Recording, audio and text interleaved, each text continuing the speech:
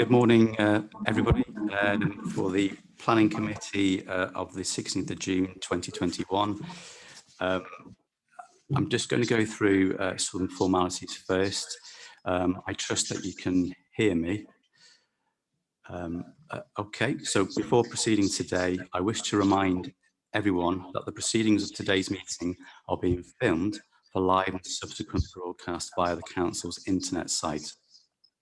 I should also remind all present that the Chair will have the discretion to terminate or suspend the webcasting if, in their opinion, continuing to do so would prejudice the proceedings or that continued webcast might infringe the rights of any individual. I would like us all to test that our translation channel is receiving audio from our translator. If you could kindly just test your translation when appropriate. If those of us that use translation would do so now, could we please test the transmission now? Hello, yeah, good morning, bore da everybody. Just that you can all hear me nice and clearly through the headphones. Yep. Yep. Thank you, diolch yn fawr. Thank you. May the webcast now begin. Moving through to the matters in hand. Welcome to this meeting of the Planning Committee held on Wednesday the 16th of June 2021. This meeting is being webcast with the exception of any business that the committee resolves to exclude the press and public of the likely disclosure of exempt information as defined by the Local Government Act 1972. If we can just move on to agenda item 1, which is apologies. Do we have any apologies, please? Yeah, Councillor Melvin Mile. Thank you. Anyone else? Councillor Melvin Mile. And are there any other apologies? No? Okay, thank you. Moving on to... Could I not make apologies, but could I say that I have just come back onto the Planning Committee, but have completed all my training and have kept up with it. So I just wanted confirmation from the officers to say that it would be appropriate for me to vote today on any of the issues. Thank you, Chair. Thank you, Councillor. If you've had the requisite training, then yes, it would no doubt be appropriate for you to vote and take part in the committee today. Thank you for raising that. Moving on to declaration of interests. Members will be aware of the requirements under the Council's Code of Conduct to declare any personal or prejudicial interests in respect of any business to be considered at today's meeting. Such interests should be declared now or as soon as the councillor affected becomes aware that they have a personal or prejudicial interest in today's business. All members declaring an interest are required to state clearly what the interest is and to advise whether it is a personal interest or indeed a personal and prejudicial interest as defined in the Code of Conduct. Any member declaring a prejudicial interest is required to leave the meeting for the duration of the business and can take no part in the proceedings. Members with a personal interest only may take part in the debate and any votes. If a personal or personal and prejudicial interest is declared today that has not previously been disclosed and recorded, the councillor concerned will be required to complete and sign a declaration of interest form, which is available from the committee support staff. Thank you. So moving forward, members, if we refer to agenda item number 3. On your pack, you'll see that is the appointment of a chair. You will no doubt notice that we're technically at the moment chairless, so we need to rectify that now. So can I please ask for any nominations for the appointment of a chair? Tim. Thank you, Councillor Young. Sorry, can you just say that again?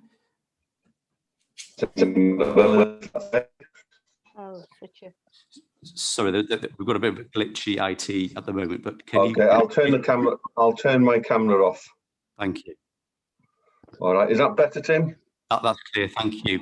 Thank you, Councillor Young. Always better when you can't see me, Tim.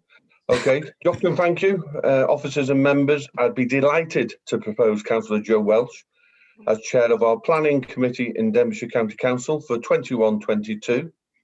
He's always professional, fair, well prepared, plus he's never let us down.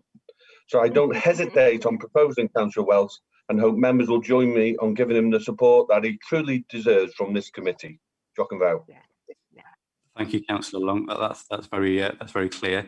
Do we have a seconder, please, to move this forward? I'll second it, Chair. I'll second it. I'm grateful. Sorry, you are Councillor. Sorry, forgive me. Peter Evans. Peter Evans. Thank you. Thank you, Councillor Evans. Okay. Okay. Just checking. I think there's a general consensus there. Is there any other anybody else that members would want to be nominated for completeness, please? I'm grateful. Thank you. So, without further ado, that results in Councillor Welsh being appointed for the chair of Planning Committee for this year. Over to you, Councillor. Over to you now, Chair. Thank you. Thank you very much. And thank you one and all. It is a great privilege to be the chair of Planning Committee, and I do appreciate all of your support for this. Thank you very much. And for those kind words, Mr. Young, your check's in the post. That is a joke. Okay, so agenda item number 4 is appointment of vice chair. So to appoint a vice chair of the Planning Committee for the 2021-2022 municipal year. So do we have nominees? So Councillor Anne Davis. Yes, I would like to propose Councillor Christine Marsden for the role of Vice Chair of the Planning Committee. Christine has been a member of the Planning Committee for over 4 years and has an in-depth knowledge of the planning policies and procedures. I know the planning is an area where she is deeply engaged with, and I thoroughly believe that she has the ability to successfully fulfil the position of Vice Chair. Thank you. Diolch yn fawr. Do you have a seconder for that? May I second that, Chair, please, Thomas? Thank you, Councillor Tony Thomas. So that's been Tony Thomas, second that, yeah. Yeah, thank you, Tony. Yeah. So do we have any other nominations? If you just unmute and say if you do. No. Okay, wonderful. So that's fine. So that is Christine has been voted in as vice chair, which is great news. I'm very happy about that. So you have obviously a little round of applause there. It was all on mute, but there was some applause there. Can I just come in and say thank you very much to the members for their support, and I will endeavour to do my best as vice chair role. Thank you very much. Yeah, I'll try and get some tricky ones up in my ward for you to chair. Although it's all the tricky ones, there's quite a lot in your ward actually. So there we go. Right, fantastic. That's all good.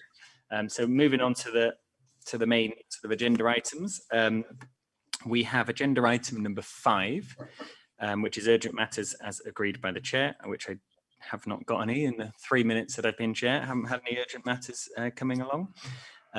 Agenda item 6, and then I will just bring in for me before we go into the 4 items, just about the voting and things like that. But we'll go through the minutes first. Okay, so pages 9 to 16 on the agenda pack there.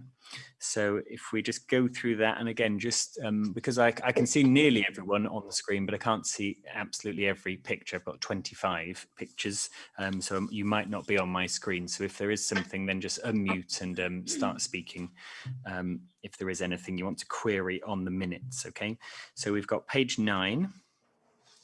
And then moving on, we've got page 10, which was the application number 5 in Llangollen. Then we've got page 11, which was the application in DYSERTH. Page 12, which was the Sandy Lodge one. Page 13, which was applications number 8 and 9. Page 14, which was which was the tree report, number 10, and then 14 and 15 were the dark night skies. Okay, and then we've finished. So there we go. So if there's not any comments on the minutes, can we have somebody propose that the minutes are I propose, Chair. Thank you very much, Councillor Peter Scott. And I saw Councillor Ann Davis's hand up as well to second. I saw a few hands, but I just saw Anne's because she's next to Peter on my screen. So if we're all happy with that, again, if we just say that if you're not happy with the minutes, then please could you speak? Otherwise, we will assume that they are a true and accurate record of the last meeting.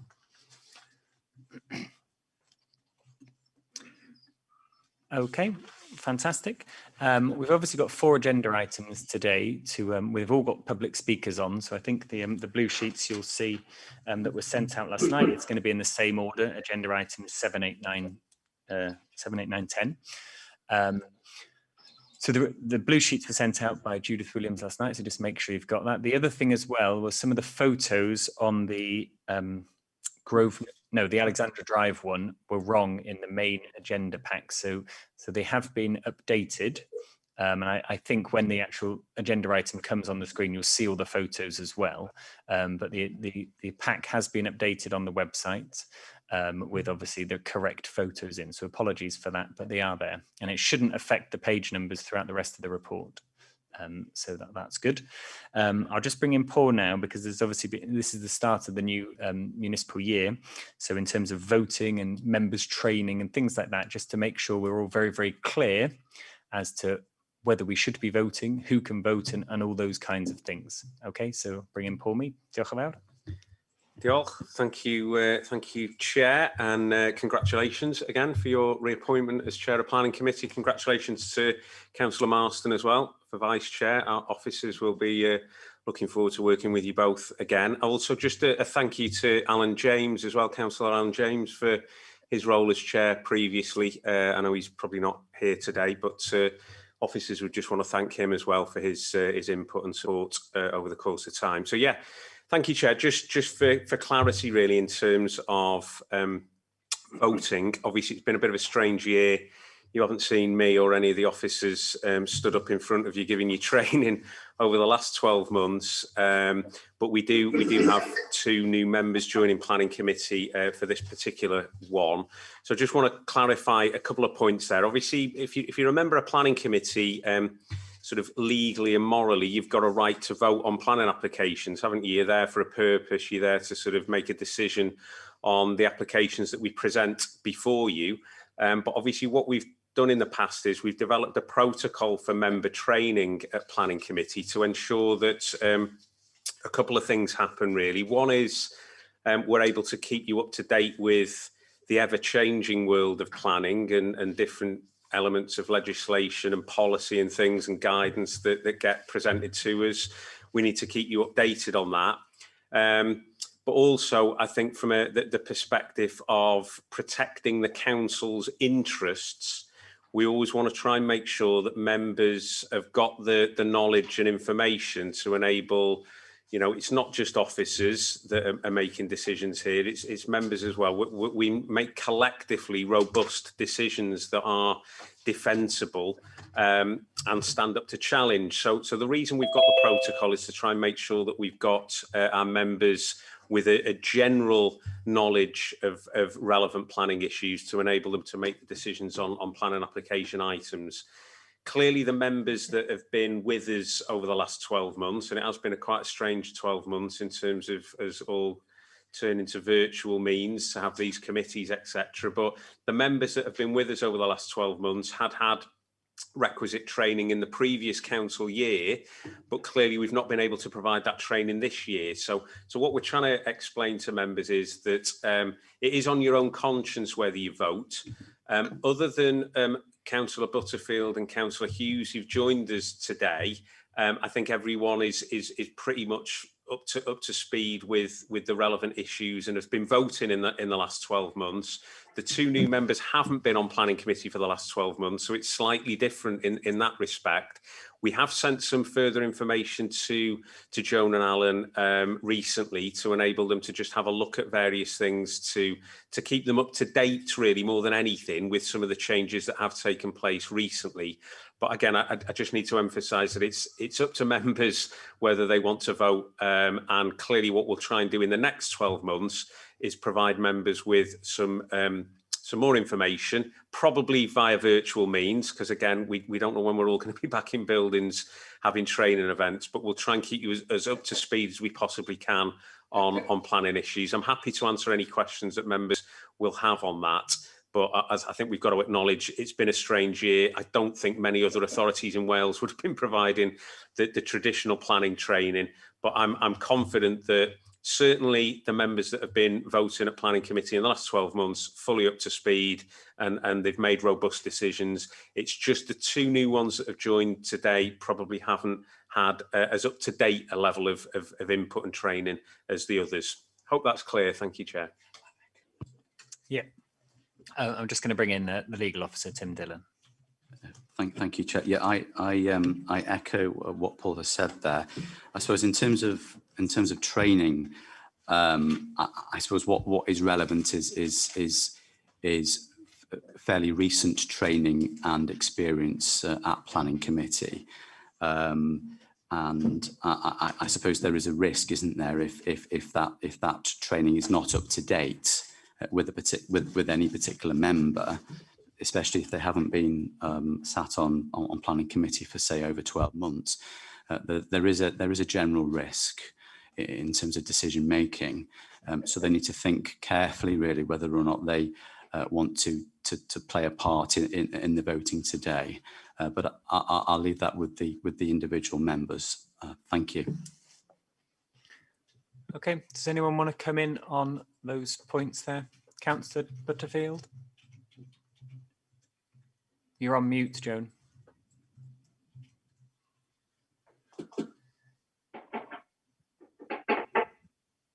You're still on mute.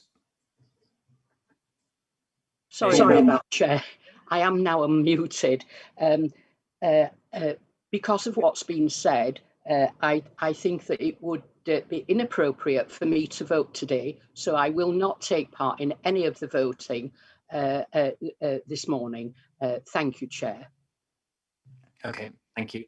Yeah, there is obviously a slightly grey area, which is obviously what the officers were saying, so that makes it obviously clear. So thank you very much for that.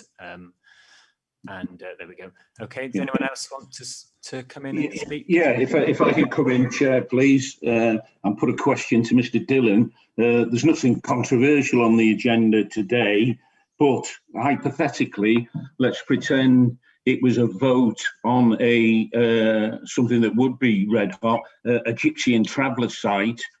Yeah, what would his advice be this morning on a very controversial item such as that? What would the advice be today from what he's just given us? Because it sounded all a bit whooshy. What Paul Mead said didn't stack up. We've all had the training and what training needs to be done in the past when we came on the planning committee. And what Mr. Dillon has just said a few moments ago, he's left it open-ended. So can he ask that question? If it was a red hot planning decision, what would his advice be this morning, please? Okay, thank you, Councillor Jones. So if it was a red hot planning decision required, well, I suppose in the context of training, which is what we were sort of referring to, it's about making sure that the decisions of members are robust, the decisions are legally robust, able to withstand legal challenge, and part of that is to ensure that there's appropriate and sufficient training, recent up-to-date training as well with members,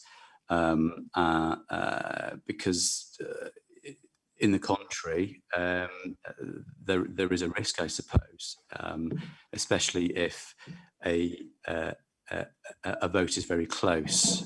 So there's a heightened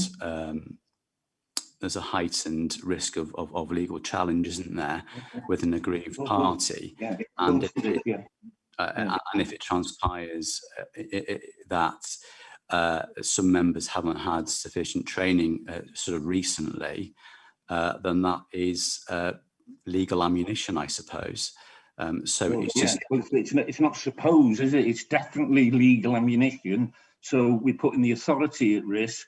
If it goes to a casting vote and 2 members haven't had the proper training, or 3 members, that should have been explained clearly here this morning, not leaving it muddied waters and then Councillor Butterfield has to excuse herself. You know, you need to be a bit more plainer, don't you? We're leaving the authority opening, not potentially to, but certainly a legal challenge if it went to a casting vote from the chair on a decision and members haven't got the training. You know, you'd be up the creek without a paddle. Anyway, thank you very much for that. I'll be quiet now. Okay, thank you. Okay. Yeah, I mean, I think Paul Mead's going to just come in again on that. Yeah, I mean, I just want to sort of clarify a couple of things, really. You know, members are on planning committee, and members have got their own ability, haven't they, to get knowledge on planning. I'd like to think if I was an elected councillor and I was sitting on planning committee, I'd want to get a basic knowledge of planning issues, really. So if Councillor Jones doesn't think his fellow councillors have got that, then that's a bit disappointing. But I think that in relation to the planning applications that you're going to be determining today, and the issue of whether one's red hot or one isn't, they're all as important as each other. There's applicants that have paid good money to submit planning applications this morning, so you should all be conscious of that and have a knowledge of the issues. Hopefully you've read the reports, that they're in black and white for you. They've got all the relevant information in there. And I think those members that have been sat at planning committee and hopefully reading our reports over the last 12 months should have a general knowledge of planning to be able to make decisions today. Those that haven't been at planning committee over the last 12 months, as Tim has explained, that might be an issue because they might not have the relevant up-to-date issue. So I think we don't want to blow this out of proportion. I think I'm confident that the members that I've worked with over the last 12 months and have sat at planning committee have got that knowledge to enable them to make the decisions today. Thank you. I can come back in, Chair. I'm not questioning the new members. I'm questioning you're leaving the authority wide open, aren't you? Yeah, because you didn't explain it properly in the beginning when you went through it. You should have specifically said it could lead to a legal challenge that we'll lose, and it's your policy, not mine. When I came in the door on planning, you made me do the training like with everybody else. And yeah, so now it sounds like you're twisting it to suit today. Anyway, there we go. It is what it is.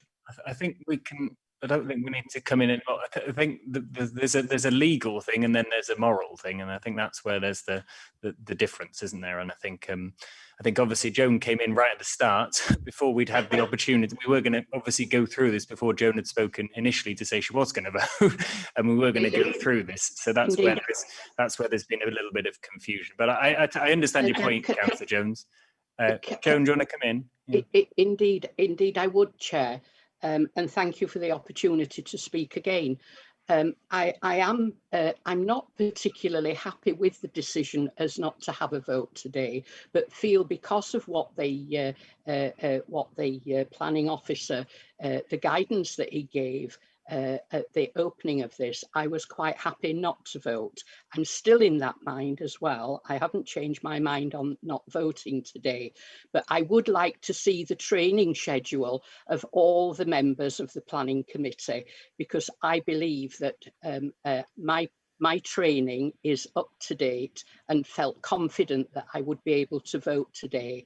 That apparently is not so, and I'm happy to take that. But I would like to see the planning schedule and the pass of however it's judged on the planning committee. Thank you, Chair. Thank you. Okay, I've got a couple of other hands up. Councillor Christine Marston. Thank you, Chair. I'm just wanting to ask officers, why can't we have a programme of online learning? You're breaking up a bit. Sorry. I think what you're saying is, why can't we have a programme of online learning? Yeah. Why can't that happen? Yeah, okay. Cynghorydd Mary Clwyd Davies. Councillor Mary Clwyd Davies, do you want to come in? Very kind, Mr. Chairman. Exactly. I'll second, in fact, I'm not a member of the committee, but I would like to second what Christina's just said. Why isn't it possible to have training dates on Zoom today? And that you arrange them in advance. You know, you've expressed that you feel that there isn't, the training hasn't been given to some. So, you know, let's get some dates together for training for all. Thank you. Yeah, something. All these things we can obviously look into in the near future. Councillor Brian Jones, you've got your hand up. Yeah, yes, I have. Yeah, Chair. And finally, picking up on your moral point there, I'd like to ask Councillor Butterfield and Councillor Allen Hughes to reconsider again and vote today. Please vote. I haven't got a problem with you voting.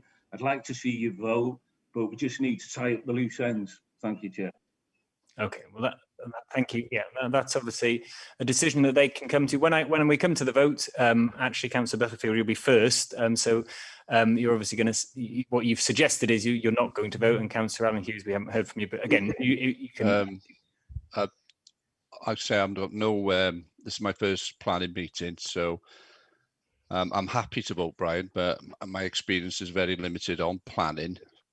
So maybe I should take the ground and not to vote, because I'm not sure. I need more training. As I said, I've had no training as of yet, and I know it will come, and I know it's difficult because I can't come to the offices yet. But yes, some e-learning or anything like that would be very useful to get my knowledge up. And so yeah, I'll take your point, Brian.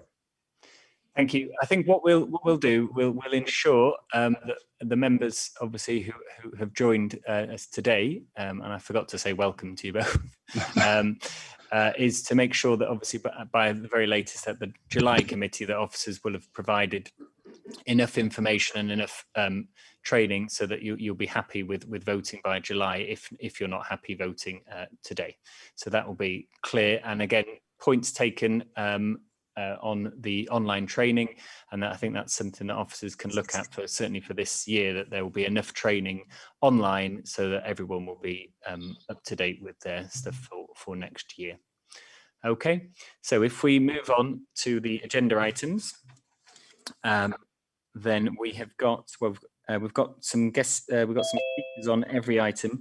On agenda item 7, which is on page 17 of our reports, okay, we have got 2 speakers against and 2 speakers for, because I did allow that because there was obviously a lot of public interest in this item.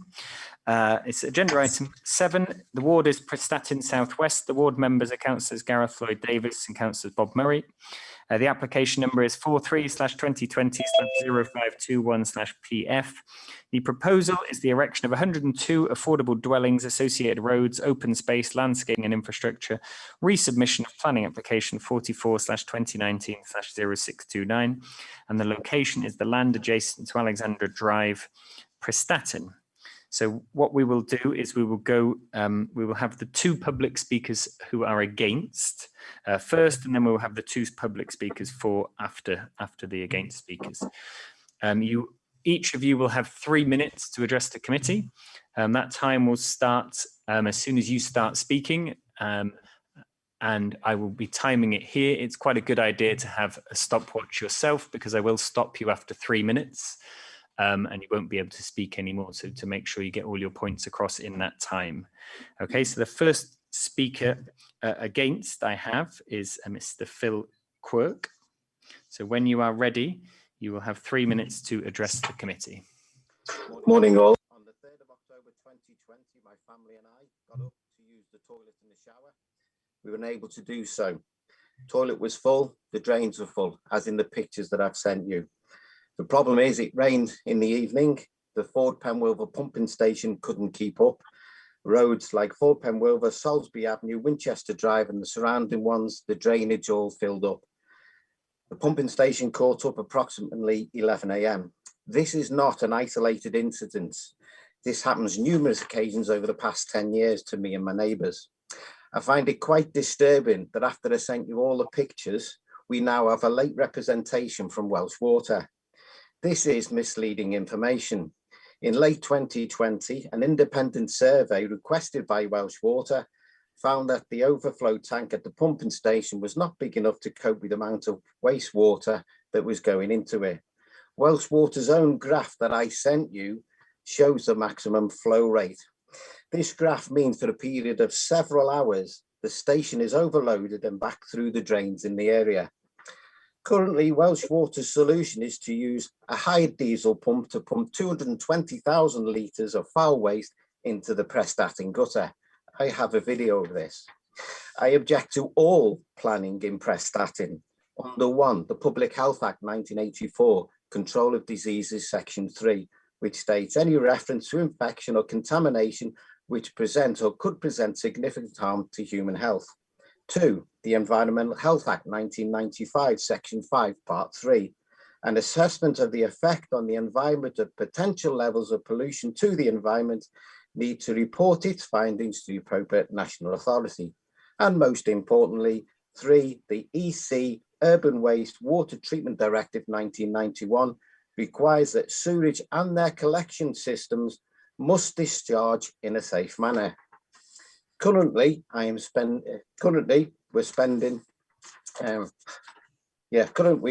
millions of pounds on the seafront to prevent flooding, yet there's been no improvement or investment into the infrastructure of drainage systems to cope with new buildings. I've confirmed today with Welsh Water representative that the problem at the pumping station still exists, and that the late representation by someone in Welsh Water at Swansea is misleading to the council planning department. Please come and view my photographic evidence and video that I've taken over the past 10 years. I've given you factual information backed up by legislation, photographic evidence that any new building be refused until we have adequate sewage disposal in place. Thank you. Any questions? Thank you very much. Okay, so the second speaker we will go to is Philip Lowndes. So when you are ready, you have 3 minutes to address the committee. Good morning, councillors. I'm firmly against this planning application for the following reasons. The proposed location lies outside the current local development plan. It is good quality pasture land and is in regular and frequent use. Whilst I'm not aware of the land actually flooding, all the properties on the western side of Alexandra Drive do experience runoff. As the road is on an incline, the problem gets worse as you travel further down. Concreting over this will cause current residents enormous problems. The proposal is for a mix of bungalows and two-storey houses. Many existing properties on the western side of Alexandra Drive would find themselves overlooked from the rear. I don't believe this is acceptable as the properties would be devalued. McBride themselves anticipate the development would take between 32 and 42 months to complete. The noise, dirt and air pollution over this lengthy period would be insufferable. In terms of schools, McBride seem to think that 102 low-cost properties would generate the need for just 24 primary school places and only 18 high school places. I don't understand these remarkably low projections. As we all know, medical services are under extreme pressures. There's a shortage of GPs, appointments are difficult to obtain, so patients resort to A&E. Ambulances are queued at Ysbyty Clwyd, so they become unusable, and this proposed development would add 300 to 400 people into the mix. The Highways Authority predict that usage of the 4th Penrhylfa, 4th Ffynnon, 4th Isa crossroads will exceed capacity by 2025 without this development. They suggest further traffic calming measures would be required on 4th Penrhylfa if this application was approved. The method of calculation used for school numbers has obviously been utilised again for traffic flows into and out of the development. With each property having 2, 3 or 4 parking spaces, McBride's estimates of peak time traffic flows are ridiculously low. And given that there's only one proposed road into and out of the development, onto an already restricted road, mayhem could ensue. Finally, I have to ask, why the drive to build on farming land which is in regular use? If this proposed housing is so desperately needed, why are developers not looking at brownfield sites such as the old quick save location in Prestatyn? I implore members to refuse this application. Thank you. Okay, thank you very much. We'll go to the public speakers for now. First, I have Stuart Andrews. So, Mr. Andrews, when you are ready, you have 3 minutes to address the committee. Good morning all. My name is Stuart Andrew and I am the Design and Planning Director of Castle Green Homes, formerly McBride Homes, who are the applicant of this proposal. I'd like to thank you for the opportunity to speak to you briefly this morning in support of our application for construction of 102 dwellings at Landorf Forth Caethfell in Prestatyn. The most significant key aspect to this application is that 100% of these properties are to be affordable homes. As I'm sure you're aware, the provision of affordable housing is a key priority for both Denbighshire County Council and Welsh Government. Welsh national policy emphasises the need for local authorities to increase the supply of affordable housing, with a recently amended planning policy Wales stating that across Wales there is an exceptional need for affordable housing that is not being met by the general housing market. The latest Denbighshire County Council local housing market assessment identifies 59% of all households in Prestatyn and Melodin housing area cannot afford to rent or purchase a home on the open market, and that this is considered the highest level of need of any settlement in Denbighshire. There are currently over 1,700 unique applicants on the council's social housing list and 121 applicants on the TITEG intermediate housing waiting list. Yet in the past 5 years, only 28 affordable homes have been delivered in Prestatyn. This is only around a quarter of what will be delivered here by approval of this one application. In addition to these clearly much needed affordable homes, this application also offers the policy compliant provision of 1.5 acres of public open space on site and a significant financial contribution for off-site highway improvements. Obviously, some local objections have been received, generally based on concerns regarding principal, residential immediacy, flood risk and traffic. However, I would point out that not one of these objections is supported by either council officers or any specialist consultees. It is the view of the professionals employed by the council, NRW, CPAT, Welsh Water and others that there is absolutely no technical reason for refusal of this application, and that any relevant adverse impact can easily be mitigated by appropriate planning conditions. Your report considers that the development of this affordable housing should be considered acceptable, and the recommendation is that this application should be granted. This ultimately then comes down to what you, the Planning Committee, would prefer to see come to pass. Either the provision of over 100 affordable homes to local families in the one settlement in Denbighshire in the greatest need, or the upholding of objections to which your own officers do not support. I hope today that you, ladies and gentlemen, agree with the recommendation in your report, that this proposal is entirely acceptable in terms of its principle and design and goes some way to meeting a key council priority of affordable housing delivery. Thank you. Thank you. Okay, and I have Daniel Parry. Good morning. My name is Daniel Parry. I'll be speaking in Welsh. Thank you for the opportunity to speak here today. As I said, my name is Daniel Parry. I'm Development Director of ADRA TAI. Implication in front of it today is a joint application by ADRA and our partner Castle Green Homes as a developer. It's a mixed development of 102 houses. It addresses the need for affordable housing in the area.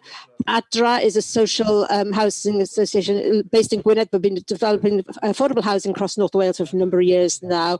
Already we've completed successful development in Trefnant and are building now in Melodin, building more affordable housing. So we know the area, already working here. This development, ADRA, with our partner, intend to develop a scheme which is 100% of affordable housing, 46 social rent and 56 intermediate rent. The development includes 2, 3 and 4 bed houses and also 8 bungalows with 1 additional which has been adapted for specific needs. ADRA present this scheme because the needs in Prestatyn area is extremely high, whether that's affordable social housing or intermediate rent, with over 500 families looking for this, waiting for this specific housing type of housing in the area. It's true to say that Prestatyn is the area where there's the most applications for affordable housing in the whole of the county. As the need is so high for affordable housing, the council's strategic housing team and Welsh Government are willing to support this scheme with grant funding should the committee allow planning commission here today. As I've said already, ADRA Developments has a developer in place. The grant support is there too. So should the planning been given today, we could start on the work over summer so that we can offer housing to some of the families who are in true need as soon as possible. Thank you very much for listening to the statement. I truly hope that you'll be in a situation to support this scheme here today so that there's no further delay in housing these families. Thank you. Thank you. Okay. There is obviously some information on the blue sheets, which is predominantly from Welsh Water. Some information, there's a little bit of information from Natural Resources Wales. Chair, it's Gareth Davis. Is there any chance to come in on any time as ward councillor? I will bring you in after Councillor Bob Murray, so you'll be second in. Okay, I just wasn't sure. Thanks. That's fine, not a problem. Yeah, so a little bit of information on the blue sheets there. Welsh Water, Natural Resources Wales, somebody, an objector, and then officers have obviously put some notes on there based on what Welsh Water have said as well. Okay, do officers want to come in? Or should we go out to the... Only to say, Chair, that we do have officers from our strategic planning and housing team with us as well today in relation to the sort of strategic issues that have been raised by some of the speakers, and also the affordable housing issues, if that question comes up. And also Mike Parker, our highway engineer, is with us as well to answer any questions. Thank you. Wonderful, thank you. So we've got everyone, all the officers are here present, ready to answer any questions. So yeah, as Gareth was just alluding to, then I'll bring in the local member who is a member of the committee first, then I'll bring in the other local member, and then I'll open it out obviously to committee members to speak. This is obviously quite a large application. So again, just remind members that they do, if you can limit yourself to speaking once, so get across all your points in one go. Obviously, you might need to come back just for a clarification or something, but this is the same for all applications day. If you can get, you should only really speak once and for a maximum of 5 minutes speaking. Okay, so Councillor Bob Murray, would you like to come in first on this? Thank you very much. Good morning, Chair. I've bullet pointed mine because I could go on for this for hours. There's a little bit of, and it is relevant to this. When the LDP was asked for plots of land to the RHYL side on our ward, 3 to 4 plots were put forward. Funny enough, this one was withdrawn before the officers came to Mags and pulled the other 3 because they were on green pasture farmland. Now, going on this one should never ever have come to the council. I'll read my bullet points. Town council voted against. Serious concerns about traffic access and egress. Most important, it is not on LDP site, it's out of the development boundary. Another important, the area is designated pasture land. Prone to flooding, overflowing of drains. Police have concerns regarding community safety. Local services are at breaking point. And these are very, very important because the doctors, dentists, just about everything we've got in Prestatyn is pulled to capacity. Over-intensification of the area. Fire services concerned on access. We already have 5 sites in Prestatyn passed to build on affordable and social properties. I'm asking you, my fellow councillors, to refuse this planning application, and we are also backed by, you'll hear, from our MS and our MP. Thank you very much indeed. Okay, so that's obviously a proposal to refuse. We can come back. I'm sure there'll be a bit more debate on the exact reasons for refusal. We've always got a flavour for them there, but we can. So if you just think about exactly, don't have to come back now, Bob, but if you think about the exact reasons to go against officers and how you want them, you obviously only need one. But if you just think about those over the course of the debate, do we have a seconder for that before we go any further?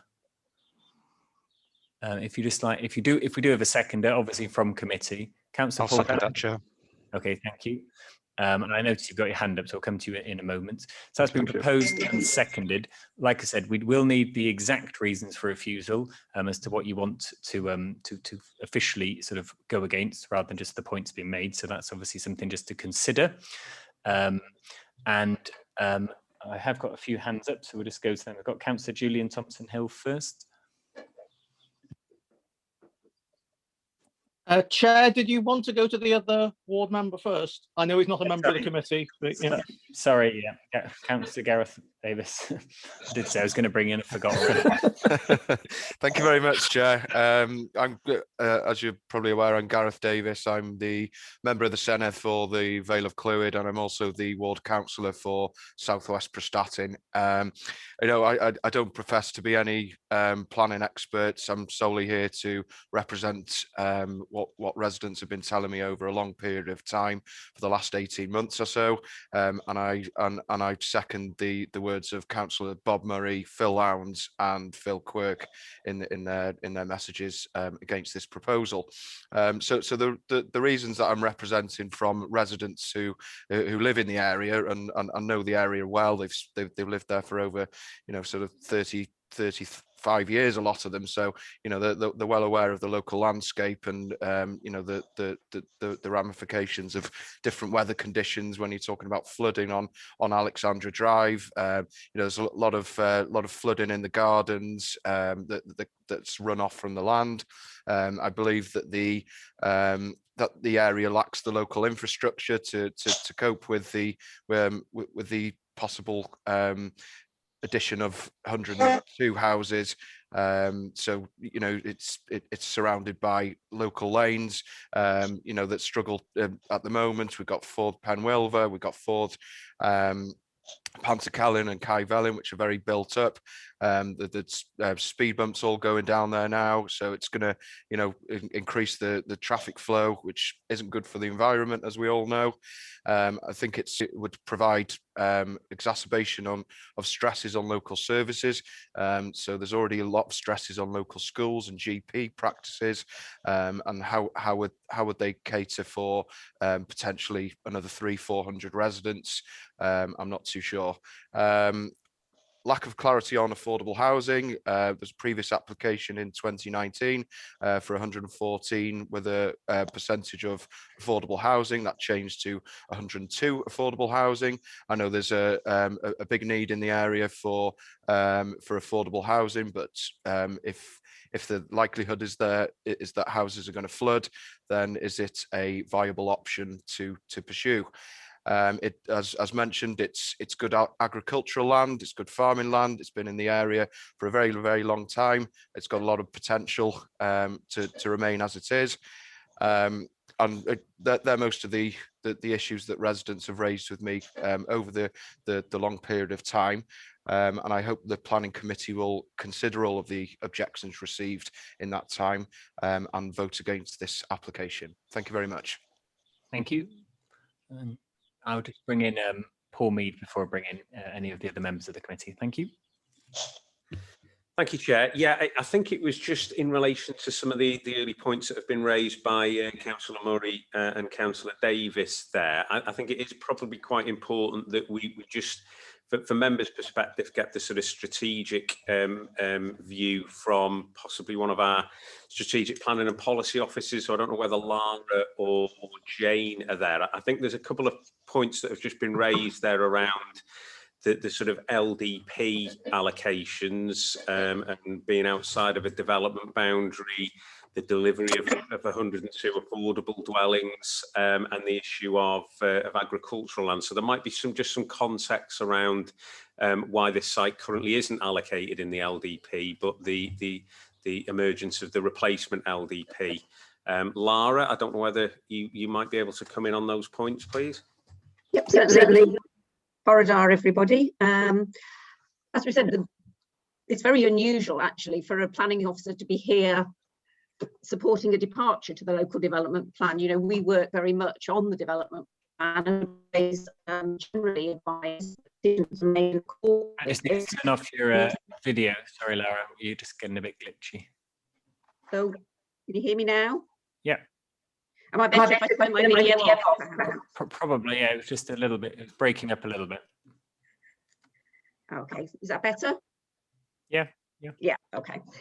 As I was saying, the key matter here today is Planning Policy Wales and the Development Manual all say that the planning application should be determined in accordance with the local development plan unless material considerations indicate otherwise.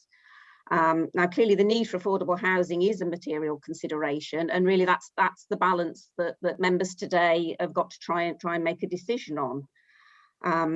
In terms of the site, it's not in the current local development plan. It has been submitted as a candidate site for the replacement local development plan. So this is a site that will be coming up for consideration through that process. In terms of why it wasn't in the local development plan last time round, there were probably preferable sites, some of which will have been developed, some of which are allocations which may not have come forward in the area currently. But in terms of the reasons for refusal or the reasons it was knocked back last time, I think when you look at it at the strategic level, you're not drilling down into all the details that you get with a planning application, and clearly in technical around the site. You've broken up again. Sorry. Those things can be overcome. As we've said, the need for affordable housing across the county is very high in terms of evidential local housing market assessment very clearly sets that out, and 59% of households in Prestatyn cannot afford to buy or rent on the open market.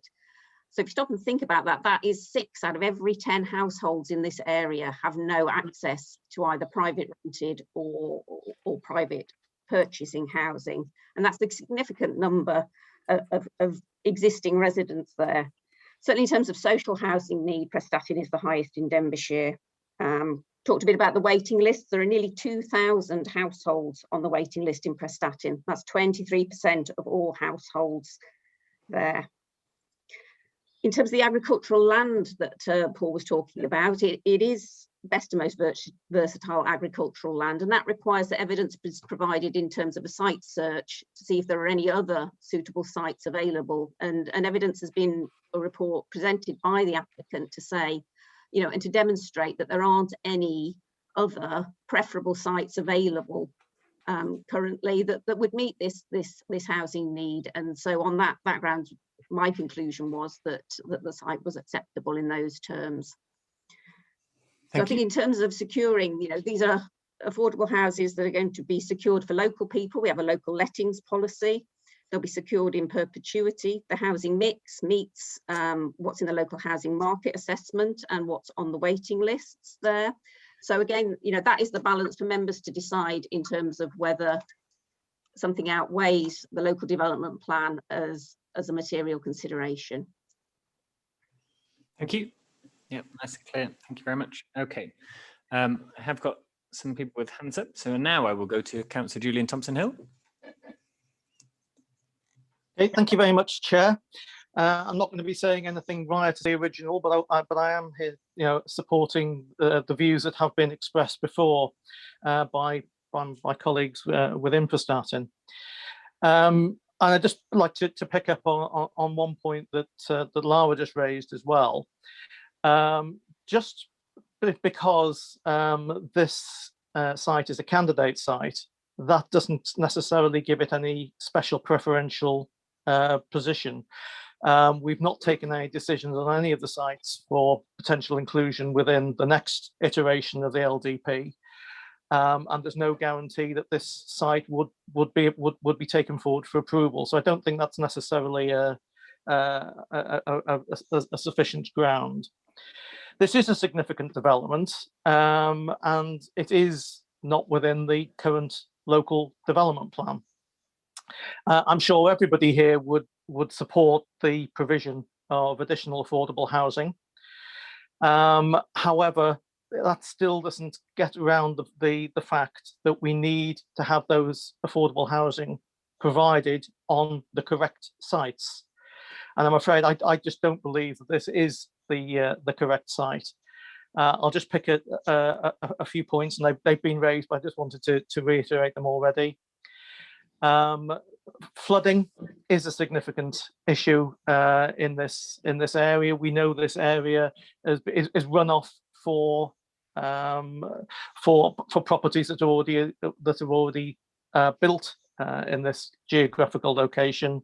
If we concrete over that and remove even more green runoff land, that can only make that situation worse. The access and infrastructure, I think colleagues have already made those points, but I would certainly support that. And I would also just go back to the fact on the affordable housing. Obviously, this is 100% provision of affordable housing within this proposal. And as I say, by all means, we do need additional affordable housing units. But we also say within our policies and our historical views on these large developments that the best provision is actually a mixed tenure provision, not necessarily 100% affordable housing in one area. So for all of those reasons, I'm afraid, not be able to support this application going forward. Thank you, Chair. Thank you. Councillor Paul Pennington. Excuse me. Thank you, Chair. I believe that's it. I think Oh, we can't hear you very well, sorry. It's going to be best to turn up your video, I think. Can you hear me now? Yeah, that's way better. Yes. I'd like to say all my PRESTATYN colleagues have said pretty much everything I wanted to say. I would hope that other members would note that there is strong cross-party consensus opposing this plan in PRESTATYN. My particular concern is largely around flooding. I've been a councillor for about 9 years. Every year there's low-level flooding across PRESTATYN. So far, there's a very low number of properties that are affected. A development of this size can only make it worse. If you look at the map, you can see it's not far from a number of drains which struggle to cope as it is. 120 houses plonked right next to these drains can only make those drains struggle even further. My ward, which is not too far away, like I say, it has low-level flooding every single year. Every year I'm walking about in my wellies trying to allay people's fears. So I would call upon other councillors to support PRESTATYN councillors in opposing this development. Thank you very much. Thank you. Councillor Mark Young. Thank you, Chair. I'll leave my camera off if that's okay.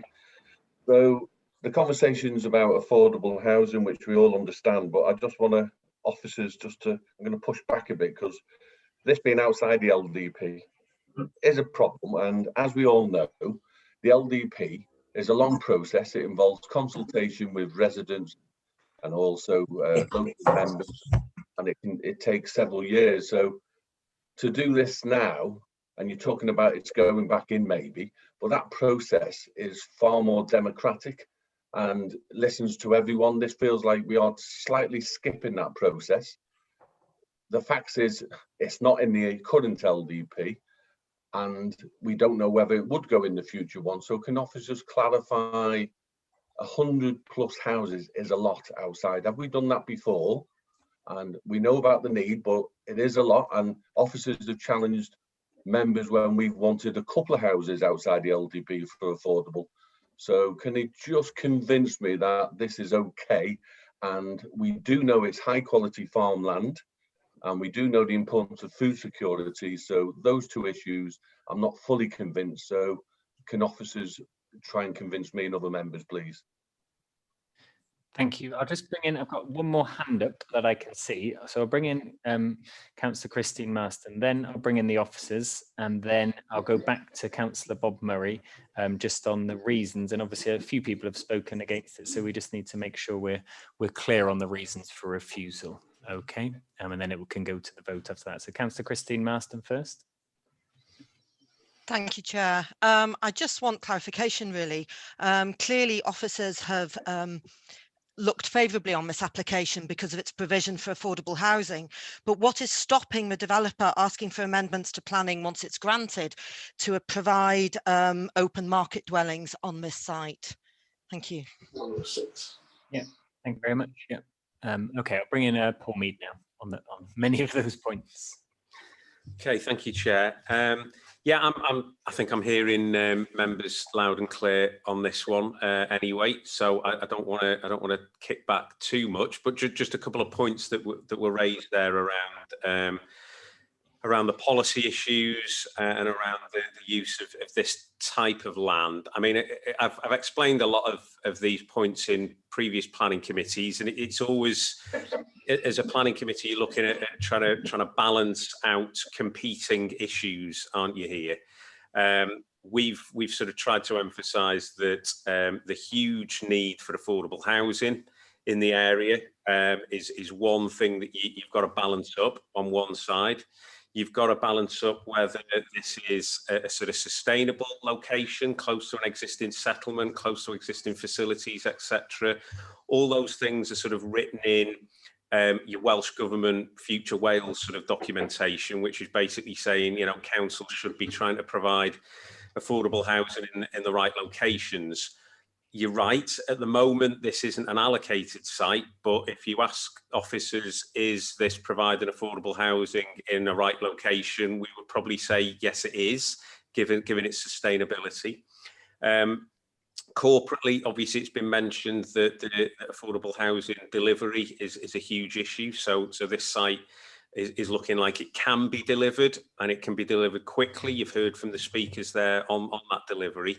So on the one side here, you've got to look honestly from a sort of corporate position around affordable housing and listening to your officers that we're saying this is a good thing for the county. It's providing housing when it's really needed in the right location. On the other side of it, you've got to balance up a few of the things that have already been raised clearly, which is, has it been sufficiently proven that this is the right location in terms of the loss of some agricultural land? Has it been completely proven that the development will mitigate and deal with some of the technical issues that have been raised around drainage, around flooding, around highways, around impact on neighbours, all those sorts of material considerations you have to balance on the other side. Again, from an officer perspective, what officers have done is, as we always do, we go out to consult with our technical specialists. The speakers have already alluded to that. Natural Resources Wales have raised no objection. Welsh Water have said that things can be sorted out and will be dealt with. And in some ways, what Welsh Water seem to be alluding to is that perhaps the development of this site might actually improve the situation off-site. And so, you know, you need to give some sort of consideration to that as well. When you're making your final decision on this, obviously I've explained what's on one side for the balance in terms of provision of affordable housing and what's on the other side in terms of the technical impacts. If you're looking at refusing this application, I always stress it's an evidence base for you. So you need to give some thought as to what evidence you've got that the comments made by your highway engineer, by Welsh Water, by NRW, by others that are in that detailed report that you've got contrary evidence to suggest that an appeal could be defended on those reasons.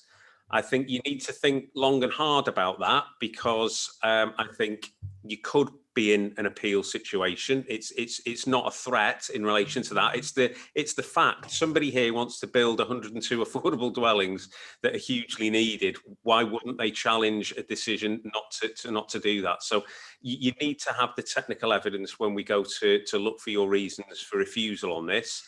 But hopefully your officers have tried to give you a balanced view on what the relevant issues are. That's why we've got Lara here. That's why we've got Mike here.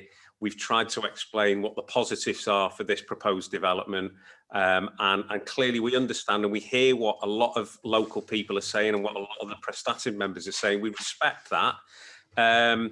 But it's an evidence base, strictly speaking. When you're up against somebody challenging that, you've got to have the evidence. So we'll leave members to raise those issues, Chair. Thank you. I can just see Councillor Mark Young, you've got your hand. Yeah, two questions been missed. One was, have we built this many houses outside the LDP before? I think that's important if you can answer that. And for Laura, the LDP process, is that a more thorough process than the process we have before us today? So we've got a planning application, but we know the LDP does more work. So can you clarify for us that the LDP process is more or less thorough than the process before us today, please? Then I'll be happy with when I've had them answers. Jock and Vow, thank you. Okay, thank you. Maybe I'll go to Laura on those 2 points. I mean, just on the first point that Councillor Young had said, we have had applications outside development boundaries before for clearly a smaller number of houses that we have refused, and that the refusal reasons on those have been that the need hasn't really been justified. I think what the difference here is that everyone that spoke on this from a strategic planning and housing perspective have said there is a huge need and it is in a sustainable location. So that hopefully answers your first point, but I will bring Lara in just to touch on some of the others. Thank you. Thank you, Paul. Yeah, as Paul says, you know, we do sometimes get applications outside of development boundaries, and you'll remember from the last committee there was a site that was refused in Llangollen. But on that occasion, that was not supported by ourselves because they were offering no affordable housing outside the development boundary, and therefore it was completely contrary to policies. The previous application on this site was for a mix of affordable and market houses, and again that supported by the strategic planning and policy team and housing teams. So it is the fact that it is the affordable housing is making the difference in terms of what our recommendation has been on that. So we've certainly not done anything of this scale before. In terms of the local development plan, yes, it's a more thorough process in terms of engagement with communities and with other key stakeholders. In terms of the level of detail that any site proposer would have to put forward, we certainly wouldn't get the level of detail that we've had in relation to this application in terms of the technical aspects through the local development plan stage. So it's again that is a balance between, yes, you would have more community engagement on that, although the planning application process involves a lot of community consultation and engagement on that.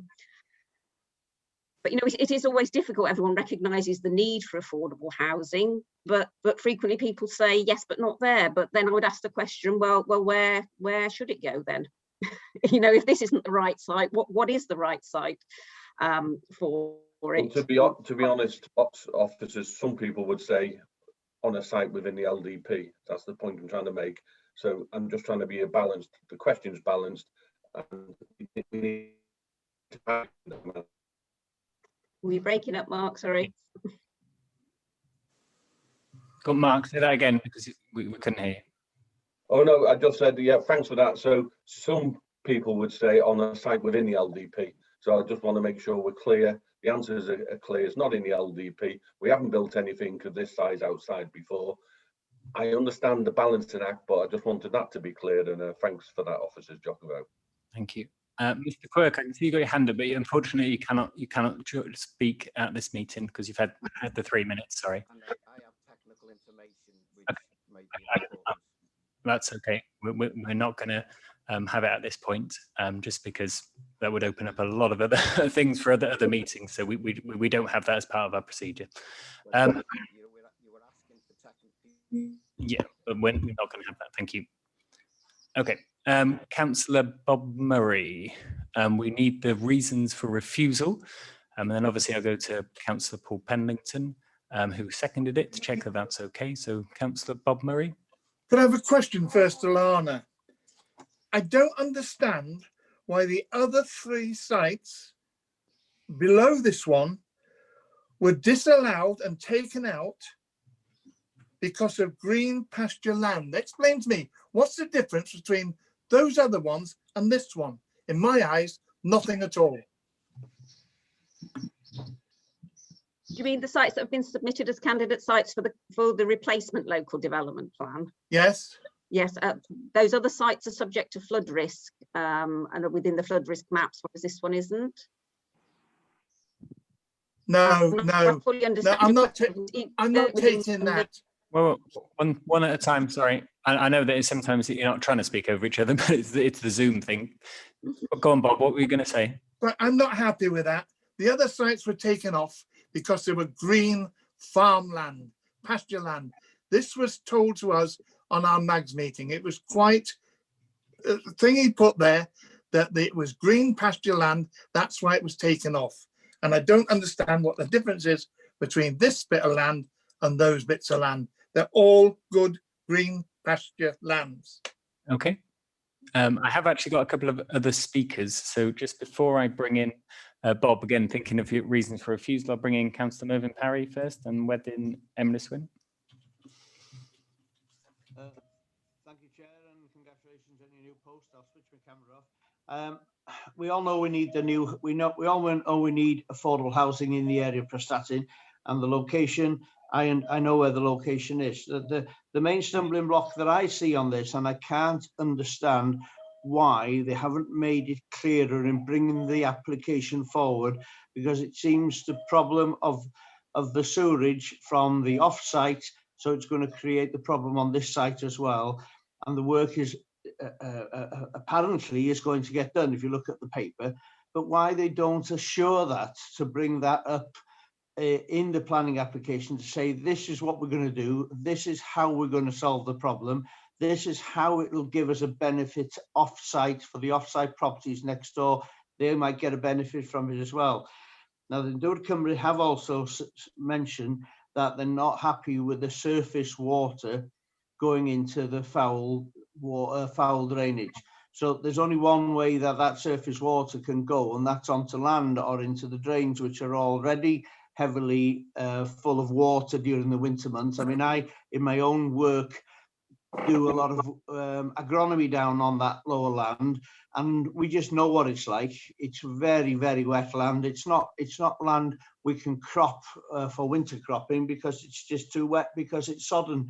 But I just feel that if this application, or the ones who want to object to it, should use somewhere in their line of objection on the strengthening of this pumping station for sewerage off their site. To me, it's not good enough at the moment. It's only a maybe, we'll sort it out. Thank you, Chair. Thank you. Councillor Bryn. Thank you very much. I will turn the video off just in case the problem occurs. Not a question, more than a comment on two things I'm trying to square up. I've heard two things in the discussion that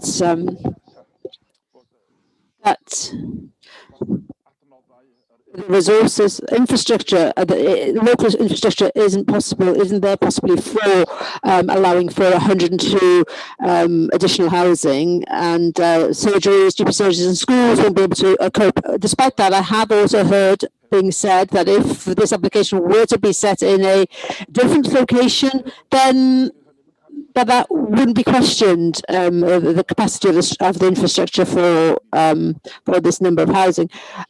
Lack of consistency there, in my view.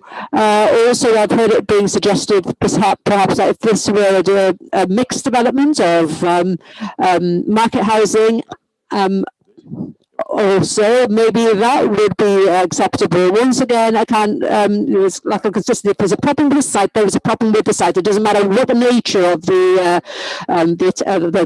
families present who live there. So I have inconsistencies that I heard there, and it does make a final decision difficult to make. The facts have been offered to us by officers, and there's a very strong local feeling. I'm feeling that, I'm very aware of that as well. But I truly need you need to try and have consistency in the comments that I've heard from local members in the main about the need for 102 houses and more, I suspect, is the impact, is this infrastructure going to allow for these people to have a house in Prestatyn some point in the future, if not on this house, on this site, because of lack of place in house in GP surgeries and schools? Would this location be acceptable if there were market housing built on at the same time? I tend to be in favour of affordable housing where there's a need for it, but I'm feeling, I hear that there's a strong need for affordable housing in Prestatyn area. Okay, I think we're pretty clear on what has been said, but we just need to now nail down the actual reasons for refusal, to make sure that everyone knows what they're actually voting on, because lots of people have said they're sort of in one way or another they might be opposed to it in one way or another, but we obviously need to know what we're actually voting on. That's the key thing. So Councillor Bob Murray, as you propose this, do you want to start us off? Yeah, could I just say before I give out what I would like to put on, that we have 5 allocated sites already in Prestatyn to build on. These are being passed and they're starting on them now. So, you know, I'm not convinced that we need all these houses here. But, so my dent is, it's not on the LDP. That's one thing I'd like to put. And the other one is the area is designated pasture land, which I think's important. And the other one is the flooding. So those are the 3 main things. Okay, so just to be clear, yeah, because obviously what we've had in the past, I know when I was first on the council, we had far too many reasons for refusal sometimes, and actually having a smaller number is sometimes better. So you've obviously got 3 there. They're not on LDP because it's designated pasture land is obviously a material planning reason. If we just clarify on the flooding, because obviously a lot of people have said about flooding and drainage, and just to be clear on what we're voting on, are we voting on just natural flooding, or are we voting on the sort of the possibilities of the drainage system and things like that? So just to be clear on. Well, it's not a possibility that the drainage will suffer, because it's suffering already. So the flooding has to do with the drainage. Yeah, no, I'm just making sure we're very, very clear on what we're voting on. That's fine.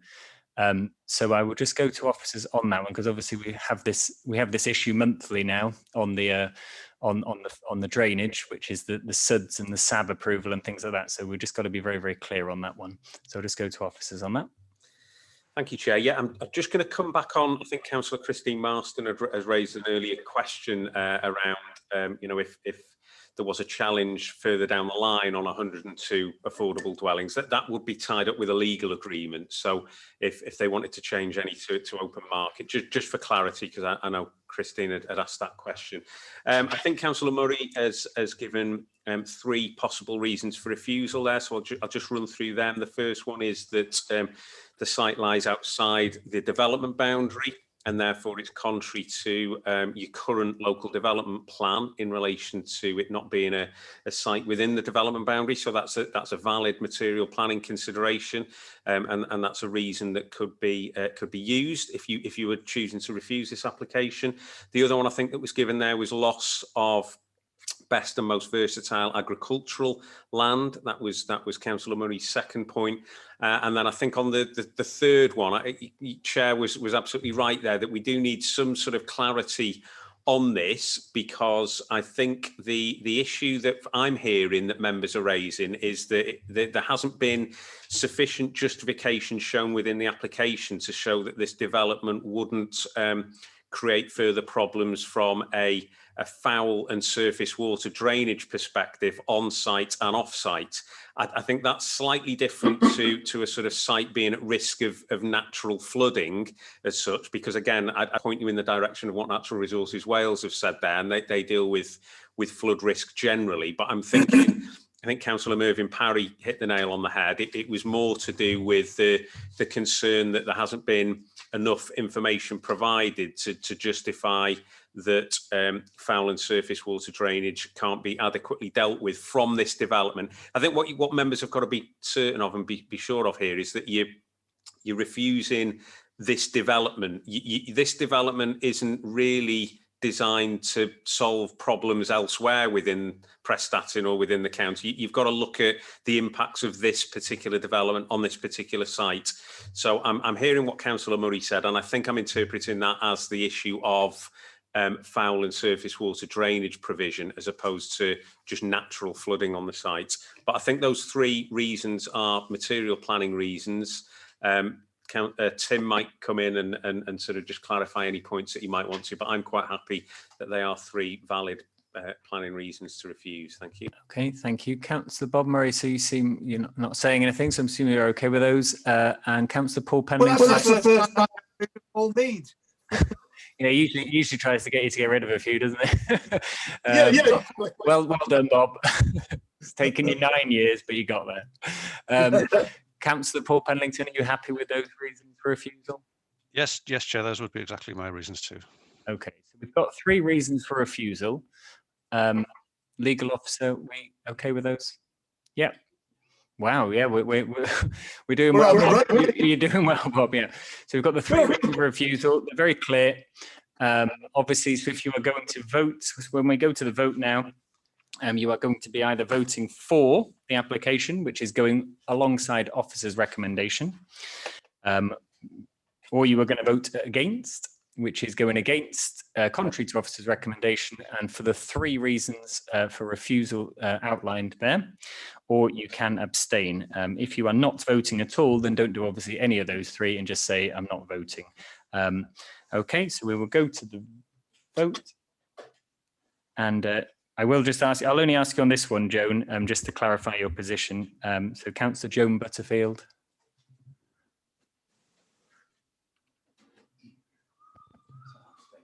You're on mute, Joan. You're on mute, sorry. I know. Am I off mute now? Yes. You are.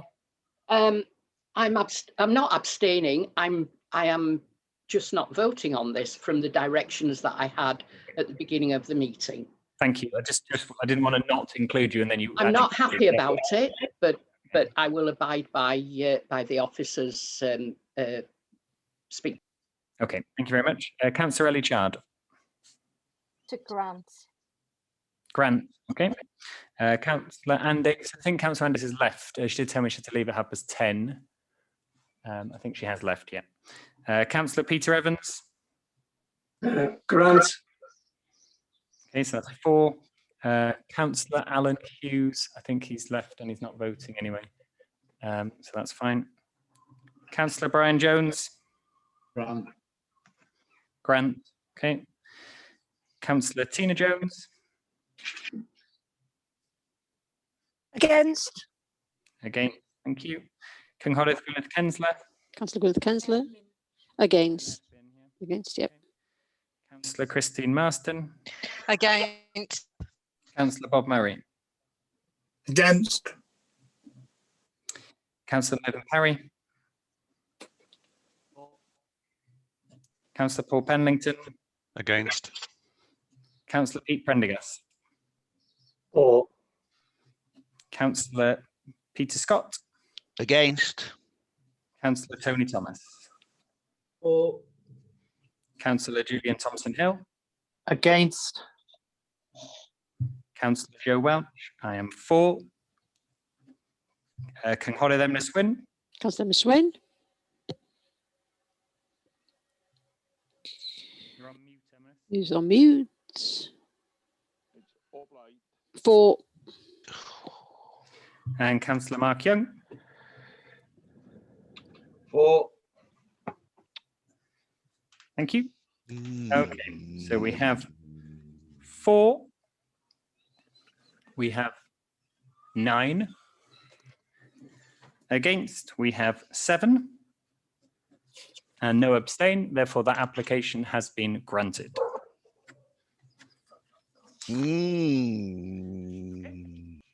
Thank you. I think that was quite a long one, and it's 5 to 11. We will have a very short break for 5-10 minutes. So if we can try and be back by 11 o'clock, and then we should be able to go through the other 3 items. Okay. So again, just make sure the webcast is still running. So just be aware of that with the chat function or any conversations that you have online, that the webcast might still be running. So just be aware of that. Thank you. Back after that one. So we are moving on to agenda item number 8. It is on page 63 of your reports. The ward is Prestatyn North. The ward members are Councillors Rachel Flynn, Councillor Tony Flynn and Councillor Paul Penlington.